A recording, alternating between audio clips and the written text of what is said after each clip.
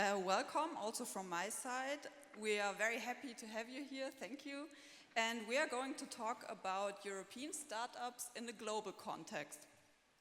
During your time as Minister of Economics, you started an initiative to advance the startup scene in Germany and also Europe, and you said that it's very important that also the IT sector becomes independent from the US. That was 2013, I think. Is it better now? I would say yes, certainly yes. So we started actually the German Silicon Valley Accelerator. So we have an assessment center, then we will send around 30 different German startups to the Silicon Valley for 3 months, and they can apply for another term of 3 months. So they get in touch with the tech colleagues, with the tech community in Silicon Valley. But the aim is really to bring them back, means the startups, as well as the networks. And this is still ongoing, quite successful. I think they even increased the number of startups which can be sent to the US. And at the same time, I think the mindset has shifted, not that much we would like to have, but I think the direction is good and we're on a good track. But are we there yet, or is there still much to do? Oh, there's certainly a long way to go, and if you see it to some extent, our competitor across Europe, there's a strong competition. We all know London is quite a strong hub already, and you have maybe seen that President Macron, I think last week, announced this new tech incubator in Paris, Station F, or Station F. So I think it's a very strong push by a president from politics, which is quite good, and I would wish the same for Germany and for entire Europe as well. In which areas can startups in Europe compete with the US or China or Israel? Because I think the German Facebook will never be a global thing. Yeah. I think we should concentrate on our own strength, means the particular German language unique selling point in economy, which is a very strong industrial Mittelstand, small medium-sized enterprises. It's in Austria and Switzerland and certainly in Germany. So I think the best strategy is not to be a cheap copycat of what is ongoing in the Bay Area, but having here the merging of industry on the one hand, machinery, automobile industry, and the digital world on the other hand. I think this is the future, and the federal government once started the initiative Industry 4.0, and the idea was really to bring both different worlds together. But is it then more B2B than B2C, because the market is much smaller, for example, in Germany than in the US or in Europe, in other European countries? And we can even see that many companies, as soon as they have a certain size, they will go to the US because of the market and also because of the still better business environment and startup environment. However, I think this is really a unique selling point. It's more difficult to scale it up because certainly if it's B2B, you have only a few customers. However, I think it's a question of high technology. You cannot be copied that easy. A shoe shop can be easily copied in different regions of the world. And it's not only Europe. If you go to Asia, for example, they have a young community, young society, young dynamic people, as creative as the colleagues in the rest of the world. So I think we should concentrate what is not that easy to copy. So I would, again, advise or consult to really focus on this Industry 4.0. How would you describe the cultural differences between the startup scene in Europe and the Silicon Valley? First, it's still the difference in mindset. So we have really to push forward the entrepreneurial spirit, whereas it's not automatically there, but it's across the entire value chain. Is always an entrepreneurial mindset if you go to the US. Starting in the school, maybe in the university, there's quite strong, which is a core of the entire value chain around creating startups. And we have to learn here quite a lot still. Even the university changed over the last decade, I would say. However, so the entrepreneurial mindset is still missing. And it's a question of culture. It's not that much a question of legal or political framework. But can you then do something to change it, or do you just have to wait till it changes itself? If you see the success and the track record in the past, let's pick the example of the universities. I think, to encourage the university to think at the same time scientific as well as entrepreneurial was a good direction. And that's what politics or society can do, to really encourage, to highlight in a positive way entrepreneurship. It's nothing negatively, but it's really something positively. So that's what politics, society have to highlight, or even media, for example, Business Insider. We will do our best. Yeah, certainly. I'm your follower, I see this. But is there something that politics can change? For example, the law. I recently saw a study where European founders said that the biggest challenge for them is bureaucracy, to overcome all those obstacles in their way. Yeah, certainly. So that's the job for politics. Even I'm not anymore an active politician, but from my past, I do know that the question of bureaucracy is one critical question. The second is how to get a qualified workforce. Pretty easy, so that will be made an advantage in comparison to the US soon, or even today. We will see what the new administration will create. But if you look at even of the today's very strong hubs, such as Silicon Valley or even Tel Aviv, you mentioned Tel Aviv, which is pretty strong, those hubs have been created once, not first and foremost beginning with the private sector, but with the public sector engagement. In the US, it was once the idea, this project, Men on the Moon, so they invested into the NASA, which is in the Bay Area as well. So that brought the technology companies all to the Bay Area, to Silicon Valley, Palo Alto. The same is with Tel Aviv. It's not a secret that the military has a strong interest in digital and technology issues, so they invested quite a lot, and they're still investing quite a lot. So that underpins the theory that even the public sector has a say. And if you look now to France, again, if the president in a very centralized democracy says, look, I will give it a push, as a president, I'm pretty much behind this new technology, these new entrepreneurs, that would be great. Imagine what would happen if here on the Tech Open Air, not the former vice chancellor is sitting, but the current chancellor. That would be much better, or maybe not, but she would be really great. And to give a push and say, look, I'm here because this is the future of our German economy. We have a strong Mittelstand today, which is quite conservative, but here is the new German Mittelstand sitting in this room, and they do need a push, and that would be maybe helpful. But are startups a topic that you can use to win elections? I imagine that it's rather difficult for politicians to make this their big topic in front of a big election like we have now in Germany. It's a funny question because, I started once politics because I have it in mind some kind of mission, and I guess others will have a mission in their direction as well. I will not challenge this too much. So if you really would like to have impact in terms of advancing your own national economy, I think then it's your job. And it's not a question if you get many voters or not, it's really a question if it's necessary for the future of your entire economy, yes or no. And if you see, for example, the automobile industry, as a minister in Lower Saxony, I was in the supervisory board of Volkswagen back in times, so I have an overview what happens there. And look, if you focus on the old industry, without integrating technology, the others will be much faster than you. And when Tesla started, everyone was laughing here in the German automobile industry, more or less, right? Now they're not laughing that much anymore, for many other reasons, but exactly, they underestimated the need of technology and the digital part of the world.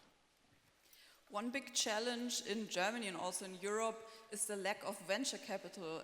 What can we do to attract more of these investors? So then I will stop with this Station F, but there was a private investor together with the public sector, and I think if you would like to address the high number, it's not only the seed funding, but particularly the growth funding, which is a challenge for many startups. So you need maybe a public-private fund. Germany has a high-tech Gründerfonds, which is 600 million strong, and I think 300 million is coming from the private sector, and the rest is from the public sector. This is one beginning.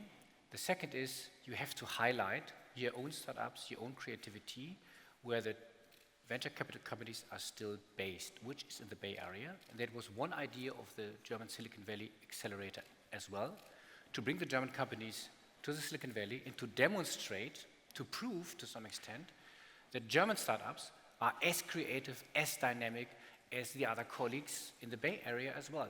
and see if you see it's slow still, but there is certainly a shift. And particularly if you say, look, we have, again, something very unique. We are not focusing on having the next social media network or whatever. We are focusing really on the merging between industry and technology, or digital technology. I think that could be very interesting for future investors, and particularly for venture capital companies. Is it really a good idea to encourage even more successful founders to migrate to the Silicon Valley, because they already are? With the first success, they go there because they want to be at the frontier of this development. And should we prevent them from going there, or is it a win-win? Now, if we keep for one moment the idea that the startup community and the new kind of entrepreneurship is the future of the German economy, then it would not that good to immigrate to the US, right? So we have had once a business trip with many German Berlin startups in Silicon Valley, and then we have a meeting with one of the major investors there. And then one of the startups asked, so what shall I do so that you will invest into my company? And then he said, it's pretty easy. You have to come to the US, you have to become American, and then I would like to invest. That's not what you like to hear as a minister, neither as a startup in Germany. So it's not good if the move is still there. So we have to address the maybe 3 or 4 major issues, why they are moving still. Certainly what you mentioned, the market is much bigger, and everyone is English language, and we're talking here in English as Germans, and I guess many of you are German as well. Second, the question of still technology and the openness for technology is still an opportunity. Let's talk about health, gene technology, precision medicine, or other things. And third, certainly the venture capital is still there, and which means not only the venture capital, but the entire environment, so the link between school, university, entrepreneurship, startup. Which challenges will the European economy have to face now that automation is coming, that every industry is starting to use more and more machines and to automate certain work process? One thing is for sure, the labor market will change. So if we have more automatization, we have robotics, artificial intelligence, that will affect not only the low-level cost jobs, but even the high-level cost jobs. That will change also not only the economic environment, the labor market, but also the entire society, means the perception of technology. I was quite optimistic back in times. I'm still optimistic, but I do know that more and more people are at least a little bit worrying about the uncertainties which are accompanied with technologies, and particularly with the question about the future of their job. So, and there must be an answer for this as well. So it's not only technological development, or based on this, there's certainly a societal discussion around the challenge as well. And can startups be part of this answer?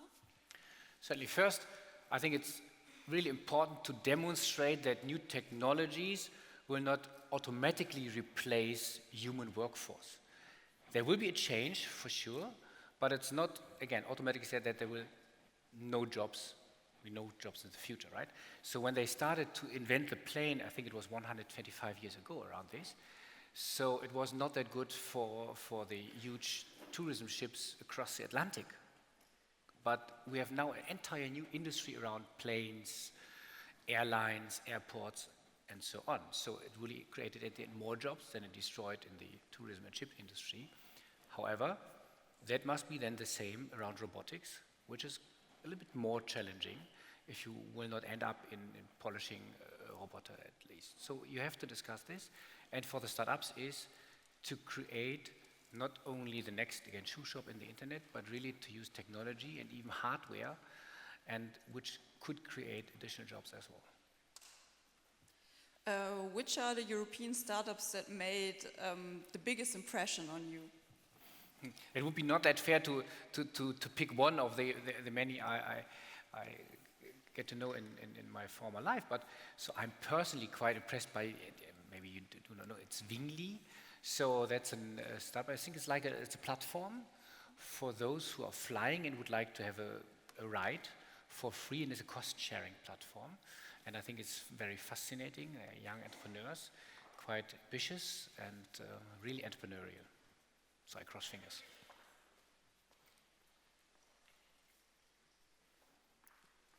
When we look back at the last few months, Trump changed the relationship between the USA and Europe quite a bit. Does that affect our startups too? First, it affects the entire global economy. If you see a slowdown of global trade, or at least a slowdown of the multilateral agreements and moving towards bilateral agreements, which is always the second best solution, that is one thing which affects, again, certainly then the startups. But even the startups, I think it's a great opportunity for Europe, because what I mentioned before, the question of qualified workforce is a challenge, even here in Berlin, but it's becoming more and more a challenge in the US. We have, for example, our headquarters in Geneva in Switzerland, so we are all in Switzerland, but we have also an office in New York and recently opened an office in San Francisco. I can tell you that since we have a new administration in place, it's much more difficult to get a work permit, for example, for secondees or even for employees in the Bay Area in Silicon Valley. Certainly here is not easy as you would like to have it. However, it's an advantage in the competition who will get the best workforce, the best information and the others. So I think this is a great opportunity. I'm not that sure if this will stay for a long time, hopefully not, but we see even the developments, and there was recently a story, I think a Business Insider, if I'm not wrong, no, seriously, and it was about German employees working for Tesla, a US-American tech company, and they've been stopped at an immigration for 18 hours and then sent back because in their B1, B2 visa was a minor mistake. And it's not that the rule of law has changed, but the execution has changed. And even this is a downside for the startup community, for the economic community in the US, and it's an upside for maybe Europe and Berlin.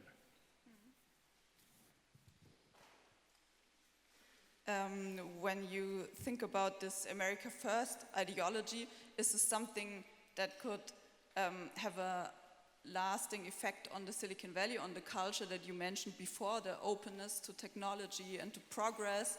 That will this now be less the spirit?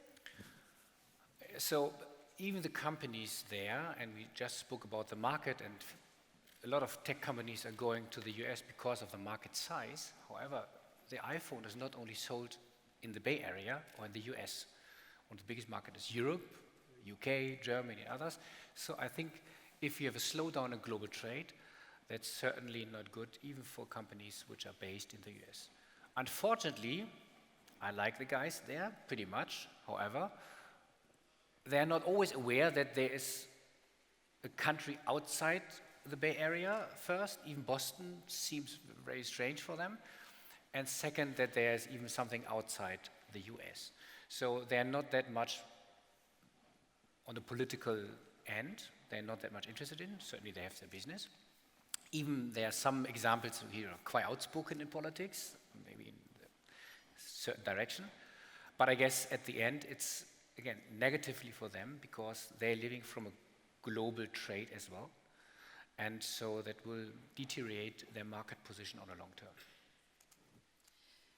If a young person would approach you and tell you that they want to found a startup in Europe or Germany, what would your most important advice for them be? First, I would like to ask in which sector or industry, but second, again, it's always a good advice not to start with a copycat, but really to have your own idea and your own product or service. That's very important. Second, do not look only at the market size, entire market size, but think through what is a realistic opportunity for you in terms of market shares for your company or for your future company. That's much more relevant rather than only focusing on the market size itself. And so that could be advice as well. But other than that, I think I would only encourage the colleagues who are entrepreneurial. We have still a little bit of time left. I don't know if it is possible to take some questions from the audience, or is it? Okay, then whoever has a question can raise their hand, stand up maybe. Sure, actually we have two on Slido, which we can bring up here. Why don't we go with the first one? How significant will proposed government backdoors influence German or European startups? Business is always a question of trust. And if you have not the trust that your technology will be misused, so I think that will deteriorate the attractiveness of your market, certainly. But given that it's almost everywhere, and Europe and Germany is more on the better end, I think that is more a question for the other side of the Atlantic. Thank you. Let's do just one more here. Startups hire people from other countries, but when they fail, these people have to find solutions. How is Germany helping integrating those people? So I made once a proposal exactly for this, that if you would like to join, and you have to always, from the very early beginning to mention where's your job, and you have only the permit in respect of this specific job. We say it's not a question of the job, but maybe to give them, if they are allowed to integrate, a certain time frame. So whatever in this time frame will happen, if you change the job, if your company will restart again, so you have enough time, and it's not automatically that you will move out. Because that's a missed opportunity. If you are a good guy, good woman, you're working in a company, this will, restart again, then you have to move out, but it would be maybe 1 second or 1 day or even 1 month to get a new job, to be qualified, employed, so I think that would be really a missed opportunity. So that's a discussion. Thank you, Philipp. Why don't we do one more from the audience? Anybody here who has a question for Philipp? Don't be shy. This is your chance. There's quite a lot of people. I haven't seen it because of the lights. Yes, right over here. I'll throw this. Whoop, there you go. Holger, I recognize you. You know how to use this, right? Excellent. Okay. Philipp, what would you think, what is your advice for the current government and maybe the next one? What should they change from the political aspects to make the startup economy more active in Germany, or more support? I'm maybe not the best guy to give an answer to advice to the current government, maybe to the next, we will see, hopefully, cross fingers. And by the way, so wir haben ja noch nie über das Scheitern gesprochen, so, and I think, there are some parties which are good examples that if you're hardworking, so you can come back again. But no, the question is, what we discussed before, I think they really should highlight the economy, they should create the right environment, which is a question of labor laws, what we just discussed, but it's much more. And if the leadership of a country, again, like Macron, is really behind this technology and mentioning, look, this is the future and we should put a lot of effort as a society, not only as an economy, as a society behind this, that would be very helpful because it can create a positive spirit in terms of entrepreneurship. And still we have, I think, in comparison to decades before, less new companies than 10 years ago. And that is worrisome. So I think we should really foster and strengthen the spirit of entrepreneurship. Excellent. Keep it for now. Okay, got it. Okay. Let's do one more from here. What are the startup-friendliest political parties in Europe? I'm biased, but so certainly there are some very good companies and parties, which is, for example, a party which is based on freedom, let's say this verse, responsibility and self-responsibility, which is that the mindset is it's better to be a job creator than a job seeker. And if you see the colors here on the wall, I learned, since I'm in Switzerland since 4 years, that this is, for example, only one example, the new color frame of the Free Democratic Party here in Germany. But there are many other parties, politicians like Macron, others really pushing forward the question of technology in tech companies and startups. Thank you. Let's do one more. From the audience, why not? Right there. So it's often said that in the 21st century, data is the new oil, yeah? And in May 2018 goes into effect GDPR, the General Data Protection Regulation. What impact do you think that has on the ability of European countries, and Germany in particular, to compete effectively with, for example, the US that does not have the same level of regulation on the data? I know that's a very sensitive topic, particularly for a former representative of a party which is quite for human rights, but at the end I think that will at least challenge our market position as Europeans, because if you see the first beginning, and even our company, which is data heavy as well, we have even today, in preparing all of this, quite a lot of struggles. And if you do see that the regulation is not in place in other major regions, you mentioned the US, then it's certainly an advantage. And that gives me finally the opportunity to address one major thing. I know that data protection, privacy is quite relevant and important topic. But I think it's all of your job to find always the right balance. Coming out of the health companies and health industry and the medical sector, I do know that's quite challenging there, the question of privacy on the one hand and technology ideas and progress on the other hand. And if you have not the right balance, and I think what you just mentioned is not the right balance, then it will affect certainly the market opportunities here in Europe in comparison to the US, which is still the strong competitor.